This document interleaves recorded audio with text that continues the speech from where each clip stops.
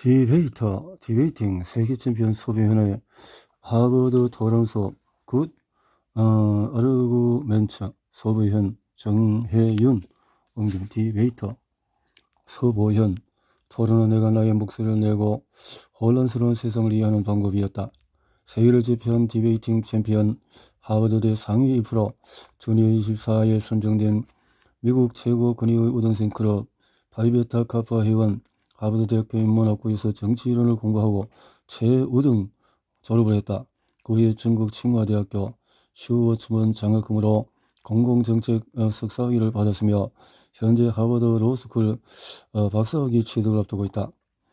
세계 토론 두 차례 우승을 거두고 호주 국가대표 토론팀 코치 및 하버드 대학교 토론팀 코치로 활동했다.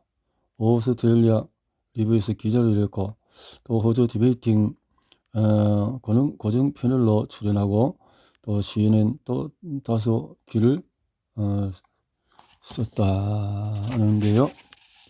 이 책에 쏟아진 찬사는 김영일은 전세계 은행 총재는 디베이트를 풍부한 통찰로 가다가다 리더라면 그리고 리더를 꿈꾸는 사람이라면 읽어야 할 책이다. 서부 현장은 두말할 것이 특출나지만 나이를 생각하면 정말이지 놀랄 정도로 지혜로운 글이다. 영감하지 못하는 이 소년이 세계를 제패한 토론 재미를 거듭나기까지 황정의 갈등과 논쟁을 두려워하던 어린아이가 자신만의 관점을 갖고 디베이트는 이 심각한 분열의 시대에 너무도 시적절하게 꼭 필요한 책이다. 이 책은 단순히 서보현 작가가 세계 토론대회에서 두 차례 짜릿한 승리를 거둔 과정과 비법을 담은 이야기가 아니라 양극화 시대를 살아가는 우리가에게 가이드북이다. 정신이 없어요. 엄청난 책을 가족을 따라서 한국에서 호주로 인한 어린이가 직면한 도전으로 시작한다. 좋은 논쟁 어릴 때는 다 힘들었겠죠. 그러나 서보현 작가와 하버드 대학교 정치사회에 많은 대화를 나누었다. 대화를 나누는 토론대회 형식과 기능, 종류, 찬사가 많군요. 박진경 서원교님께 이 책을 바칩니다. 이 책을 왜 두 사람한테만 바치나?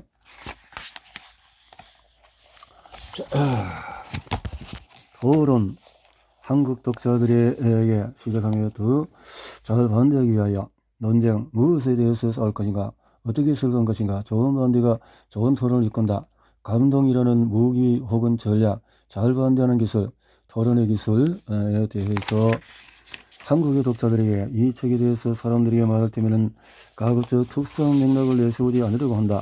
그래서 내 토론 이력은 한국인 특유의 경쟁심이나 논리하게 좋아하는 호주인들 사이에서 자란 덕분이라며 너스레를 부리다가도 곧장 그 말을 거둬들인다. 사실 내 이야기는 한국이나 호주와는 아무 상관이 없다. 그저 자기 목소리가 사람들에게 제대로 전달되지 않는 고통을 아는 사람이라면 누구나 공감할 만한 이야기다. 나는 내가 방금 쓴 말이 일면 맞는다고 생각하지만 마음에 걸리는 구석도 있다. 문화의 절대적인 영향력을 강조하는 문화적인 본질주의는 정직함과 거리가 멀게 느껴지지만 내가 자란 것과 그것의 문화가 내 배움에 큰 영향을 주지 못했다는 말 또한 정직하지 않게 느껴지기는 마찬가지이기 때문이다. 내 안의 회의주의자가 묻는다. 너는 과연 어떤 공의를 들이마시며 살아왔냐고. 디베이트를 한국에서 출간하며 이는 더욱 피할 수 없는 질문이었고 나는 적극 엉터리 대답을 하고 싶은 마음이 든다. 좋은 부분은 전부 한국인들의 지닌 토지나 열의 덕택이라고 아청을 들어놓거나 서양식 교육이 한국의 기계적인 암기식 학습과 서열 문화를 극복하는 데 도움이 됐다며 한국적인 것들을 저버리는 식으로 말이다. 하지만 두 대답 모두 어쩐지 사실이 아닌 듯 해서 다시 그 사이의 빈틈을 가만히 들여다본다. 서울에서 보낸 유년기로 대체로 평범했다. 학교 성적도 그럭그럭 괜찮고 친구 2명이 있었다. 소집은 많아서 무엇이든지 남들보다 뛰어나면 눈에 띄어야만 한다는 사실이 부담스러웠다. 학교에서는 얌전한 나를 골려먹는 아이들도 있었지만 괴롭힘조차 유발하진 않았다. 요컨대 나는 바깥 세상과 안정적인 거리를 하는 셈이었다. 눈에 띄지 않음으로써 안전을 보장받기로. 그런데 호주로 이민을 오면서 그 협정이 무너지고 말았다. 우리 가족이 살게 된 동네는 아시아인이 드물었고 영어를 쓰지 않은 사람은 찾아오기 힘들어서 나는 어떻게 해도 눈에 띄었다.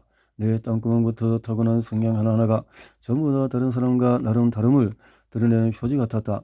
나는 외양만 다를 뿐 알고 보면 우리가 하나도 다를 게 없다는 식으로 또래 아이들과의 차이점을 대수롭지 않게 넘기려 했다. 그러다가 토론팀에 들어가면서 의견과 각자 속한 환경이 다를지라도 에그러지 않고 말하는 법을 배웠다. 또 그 사이에 피어나는 긴장을 새로운 생각과 더 깊이 관계가 싹트는 장소로 보게 되었다. 나는 나만의 목소리로 말하는 법을 훈련했다. 그리고 결국 사람들 눈에 띄지 않는 안전한 생활을 두고 분도는 모습을 만천하에 드러내는 삶을 택했다. 다행히 내게는 도움의 손길이 있었다. 여느 가족들은 대부분 간격으로만 토론에 참여했지만 우리 부모님은 스스로 선수이자 코치가 되어 토론에 적극 동참했다. 아버지는 내게 웅변의 규칙들을 가르쳤고 대회 때마다 온갖 제스처로 지시를 내리다가 대회 관계자에게 주의를 받았다.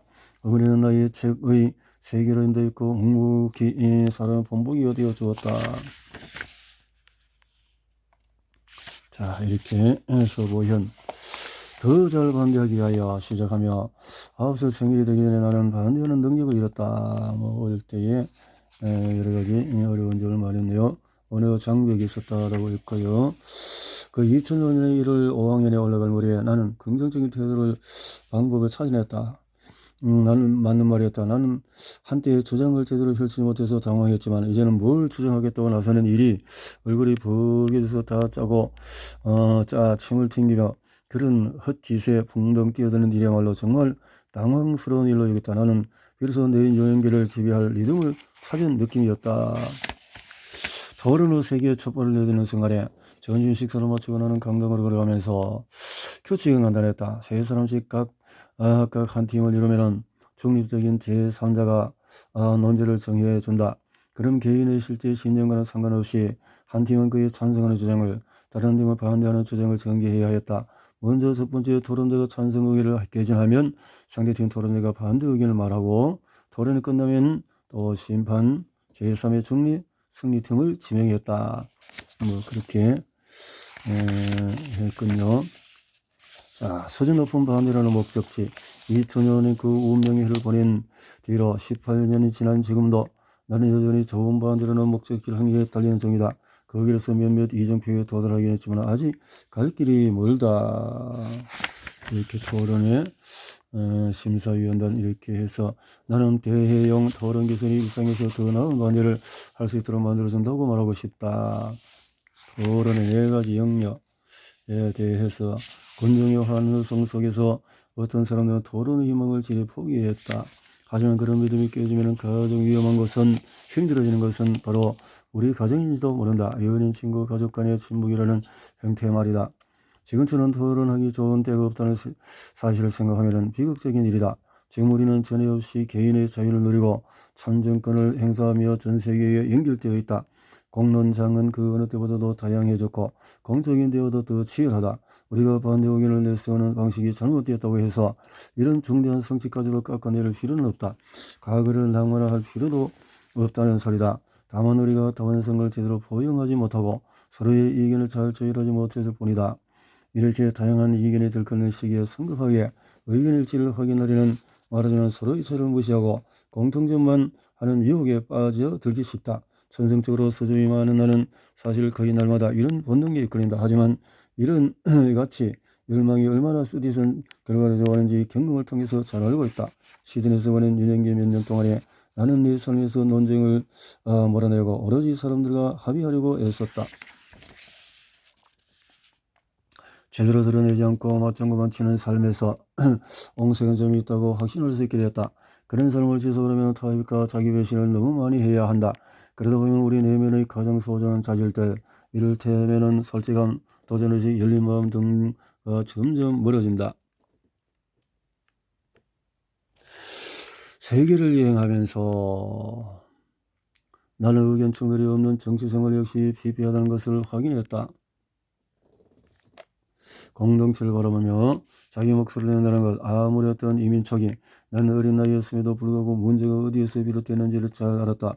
교회 학교에서 또 다양한 언어가 존재하는 이유는 바벨이라는 도시에서 일어난 언쟁 때문이라고 배운 덕이었다.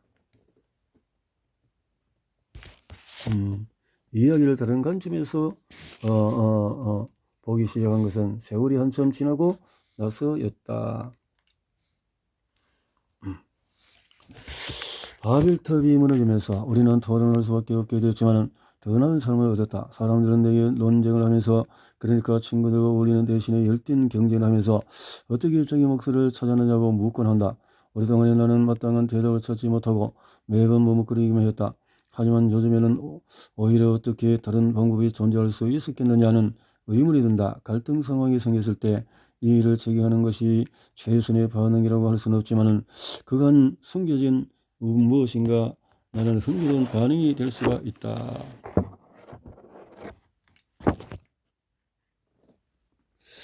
논쟁은 우리가 싸우거나 그저 너그러운 마음으로 좋게 넘어가는 경우와는 달리 스스로를 드러나게 만든다. 결국 우리가 세상에 우리가 누구인지, 믿는 게 무엇인지 경계를 발견하는 것이다. 오늘 사회가 병든 징후나 우리가 삶에 결코 만족하지 못하는 원인으로 이런저런 논쟁을 침묵하곤 한다.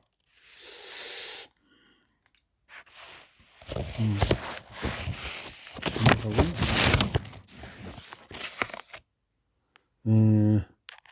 자기 목소리를 낸다는 거.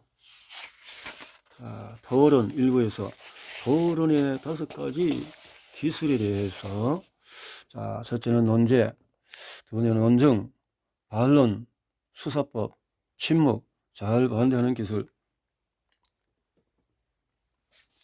이렇게 해서 논제에 대해서 무엇에 대해서 싸울 것인가, 무엇에 대해서 토론거리를 찾는 법. 토론, 작은 것에서 또렷하게 볼 수 있게 해 주었다. 초등학교 졸업하고 몇 달이 지난 2007년 1월 어느 월요일 아침에 내가 입학한 바커 중학교 녹색 정문은 신세계로 들어가는 입구나 다름이 없었다.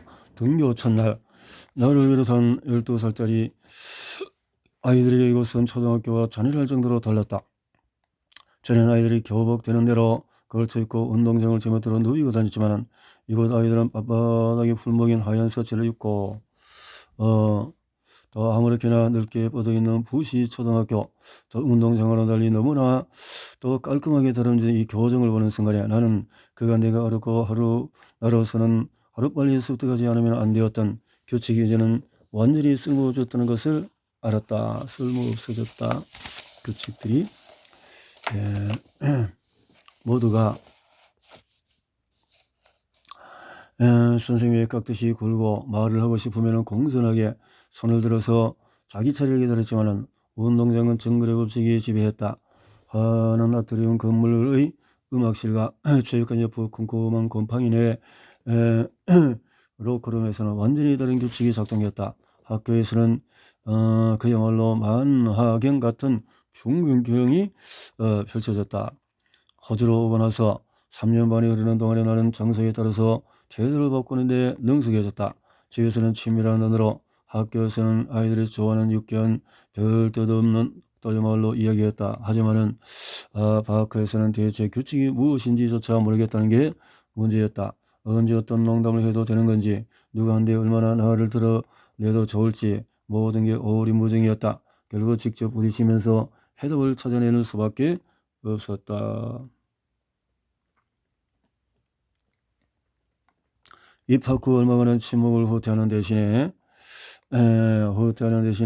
위안 얻을 만한 것을 찾았다. 말수가 적고 태평스러운 모두 제의로 시작하는 이름.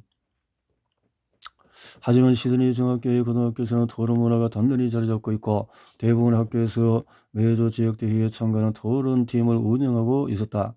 학교에서 토론은 특수한 위상을 가졌다. 체스나 퀴즈 대회처럼 토론 역시 운동과 거리가 먼 아이들을 위한 경쟁의 장이었지만 여느 실내 활동과는 달리 토론팀 출신들이 사회적으로 꽤나 잘 나간다는 사실 덕분에 아이들 사이에서 상당히 인정을 받았던 것이다. 바학교에서는 수요일 오후에는 누구나 토론 훈련에 참여할 수 있었다. 하지만은 금요일 저녁마다 열리는 지역대회에 학교 대표로 참가할 수 있는 사람은 한 학년당 4명뿐이고 그 팀에 들어가면은 오디션을 봐야 했다.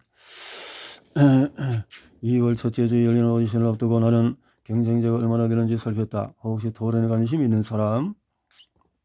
또 하지만 모든 게 나의 착각이었다. 5개월 오후 4시에 시작한 1차 오디션에 30명이 넘는 아이들이 몰려들었다. 영어 교실이 있는 건물 꼭대기 층의 흰 펜을 벽으로 둘러친 공간은 꼭 냉장고 속 같았다. 더운 바깥 날씨에 맞춰서 옷을 입고 혼자 또는 둘이 짝을 지어 온 아이들이 모두 들들 떨었다. 오디션을 진행한 사람은 그의 토론팀 지도 교사인 근엄한 분위기를 풍기는 틸먼 선생님인데 그는 역사를 가르쳤다.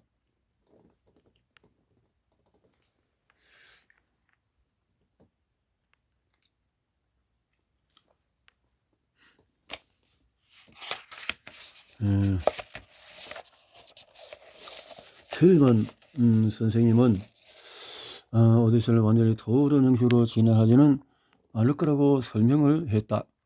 논제와 찬반 입장이 정해지면 30분 내로 각자가 알아서 자기 입장을 뒷받침하는 두 가지 주장을 담아서 했다. 대기실에서 기다린 동안에 나는 은근히 자신만만해 보이는 학생들이 있다는 사실을 알았다. 또 3학년 또 이런 등등 질문 선생님의 내 이름을 불렀다. 나는 선생님의 추가 지시 사항을 전달하거나 격려의 말을 하리라고 생각했지만 봉투 하나를 내밀었을 뿐이었고 그 속에 든 쪽지는 다음과 같이 짤막한 문장이 손글씨로 적혀 있었다. 우리나라도 징병제를 실시해야 한다. 찬성이냐 반대냐 뭐 이렇게.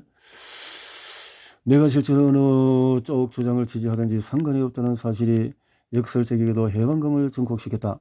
나는 일관성을 지켜야 한다거나 주장에 대해서 깊은 확신이 있어야 한다는 부담감 없이 홀가분한 마음으로 이리저리 생각을 굴려보고 논쟁적인 의제들의 어두운 구석구석을 밝혀보는 일에서 편안함을 느꼈다. 토론에서 논제의 다른 말의 의제였고 내게 주어진 30분 동안에 내가 체험한 게 바로 그것이었다. 틸먼 선생님이 대기실 문을 두드리는 소리에 나는 다시 현실 세계로 뚝 떨어졌다. 오디션장에서는 긴 탁자가 하나 놓여 있고 선생님 세 분으로 서는 심사위원들이 앉아 있었다.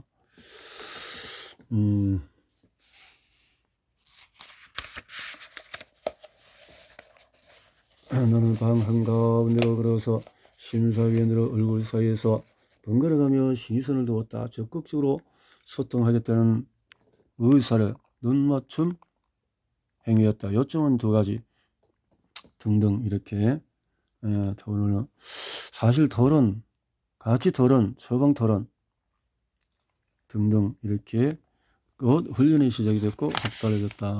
이렇게 게임하듯이 토론을 하는군요.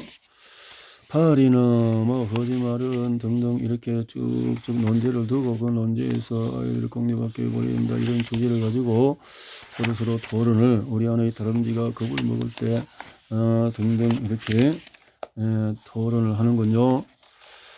자, 토론에 대해서 자 이렇게 토론장에서 우리의 첫 토론자 스튜어트가 확신 어린 표정으로 팀의 논지를 전달했다. 우리의 정의는 자유와 공정법원 사이에서 올바른 선을 긋습니다. 이것은 전문가들의 생각과 일치하는 기도합니다. 스튜어트가 기본 재난용 마약류의 정의 제시하자 상대팀 벤치에서는 항의하는 소리가 뛰어나왔다. 정적은 처음에는 반응에 혼란스러워하다가 우리 전력이 불만 어린 탄식을 쏟아냈다. 맨 앞줄에 앉은 후드 선생님은 쓰고 있던 무티 안경을 벗고 오직 스웨터 메모새를 가다듬더니 우리와 시선을 마주치지 않고 벽돌 벽만 빤히 노려봤다.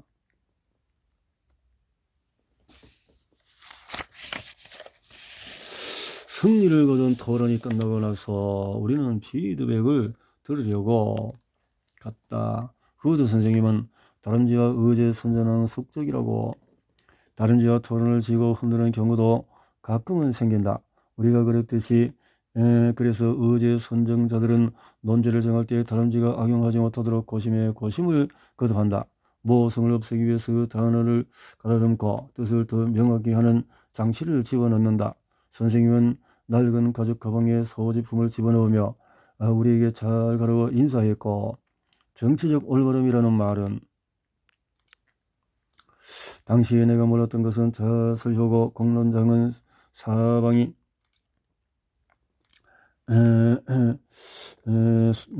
그래서 그 학생들은 그 학년에서 10학년으로 올라가는 데에 엄청난 변화를 만날 시기였다. 변곡점. 고등학생이 된 아침에 후덥지근한 공기 속에서 이렇게 호주에서 2010년에 호주에서 열띤 문화 토론, 그중에서 정치적인 올바름이 너무나 지나친 게 아닌지에 관한 논쟁이 있었다. 정치적인 올바름, 이런 모욕적인 원소를 줄이기 위한 조처를 폄하하는 의미로 쓰이곤 했다. 공적인 법률에서 사회적인 제재에 이르기까지 전 종류적으로 이러한 조처가 이루어졌기에 비시문화에 관심이 많은 사람들은 언제나 분노할 거리가 넘쳐났다. 내게 이런 추상적인 토론의 구체적인 형태를 부여해준 사람은 친구 짐이었다. 짐은 어울릴 친구가 점점 줄어들었다.